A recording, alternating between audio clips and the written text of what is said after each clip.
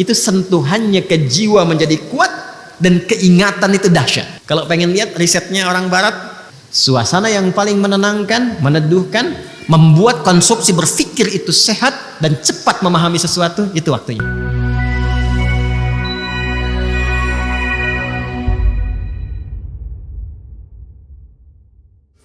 Ternyata terkadang persoalan yang rumit di rumah tangga pun bisa selesai dengan senyuman.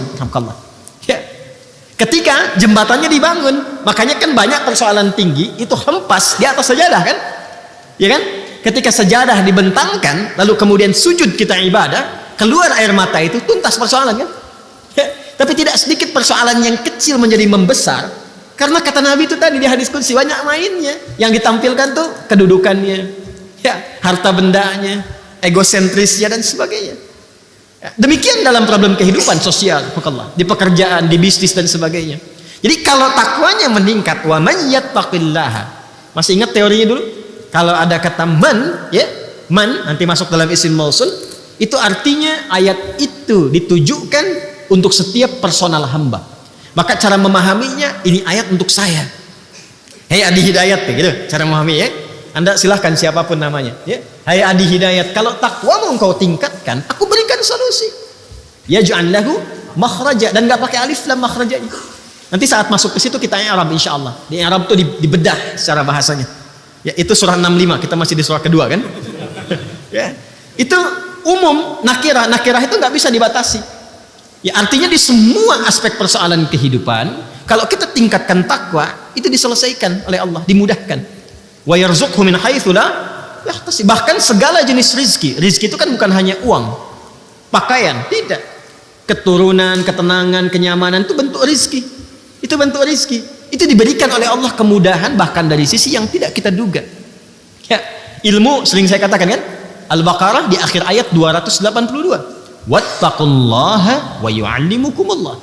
Engkau tingkatkan takwamu kepada Allah, Allah tambahkan pengetahuan. Itu janji Allah. Karena itu orang dulu gak pernah mereka belajar sebelum mereka meningkatkan sholat. Kan selalu saya pesankan dua hal kan, ya adik-adik ini ya, kalau mau belajar diberikan oleh Allah tambahan pengetahuan, cepat memahami sesuatu, jaga dua hal: sholat, Quran. Ingat itu ya, sholat, Quran. Orang dulu semua begitu. Jadi mereka tingkatkan sholatnya dari kecil itu, sholat jaga, terutama latihan subuh dulu tuh, ya sholat subuh latihan dulu karena banyak berkahnya. Itu yang paling banyak disaksikan, termasuk semua malaikat menyaksikan. Malaikat malam dan siang itu semua tugasnya itu dikerjakan malam dan siang, yang sif-sifan untuk subuh mereka semua menyertai. Itu yang dimaksud di Quran surah ke-17 Al-Isra di ayat ke-78. Ya, aqimis salata liduluki syamsi ila ghasaqil laili wa qur'anal fajr. Inna qur'anal fajri kana mashhuda. Ya. Jadi kata Nabi SAW, sungguh inna malaikatal laili wa malaikatan nahari, malaikat yang bertugas di malam dan di siang itu menyaksikan semua bacaan-bacaan yang dilakukan di waktu subuh. Karena itu orang dulu itu sebelum subuh udah siap-siap.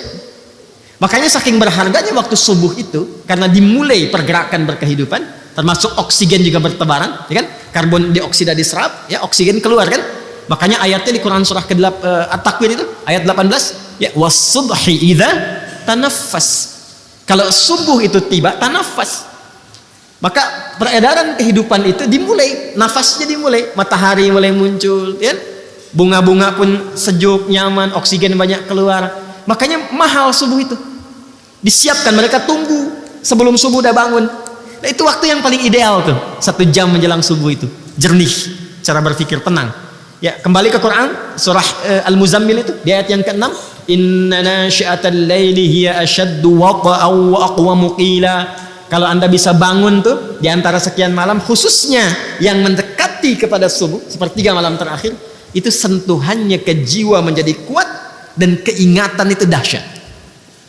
Kalau pengen lihat risetnya orang barat ya tentang bagaimana bangun menjelang subuh itu, ya di sepertiga malam, silahkan cek risetnya itu.